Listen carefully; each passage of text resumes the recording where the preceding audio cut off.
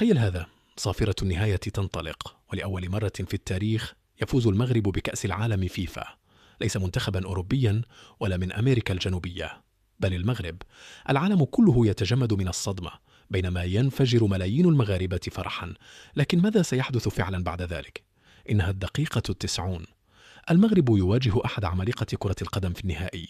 النتيجة متعادلة والجماهير بالكاد تستطيع التنفس، وفجأة لاعب مغربي شاب يسرق الكرة، يراوغ مدافعين ثم يسجل هدف الفوز. الملعب ينفجر جنونا، المعلقون يصرخون واللاعبون يسقطون على الأرض من شدة الفرحة. وفي كل أنحاء المغرب، الدار البيضاء، الرباط، مراكش، طنجة، تتحول الشوارع فورا إلى أمواج من اللونين الأحمر والأخضر. الناس يصعدون فوق السيارات والألعاب النارية تضيء السماء. المساجد، المقاهي، المنازل والأحياء بأكملها تحتفل معا. في تلك الليلة لا شيء آخر يهم.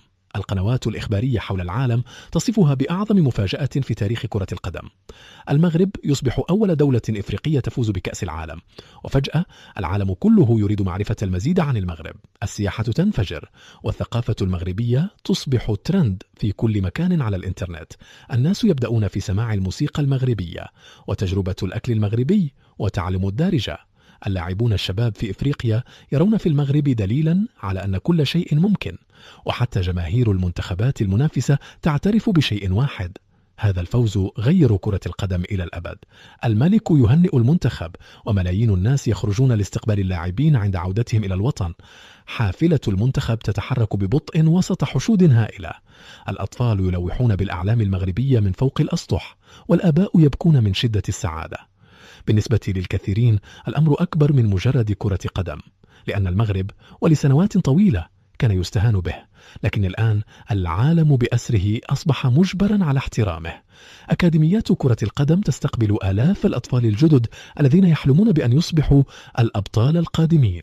جيل كامل يلهم بين ليلة وضحاها، لكن ربما أكثر جزء جنونا هو هذا: الأمر لم يعد يبدو مستحيلا.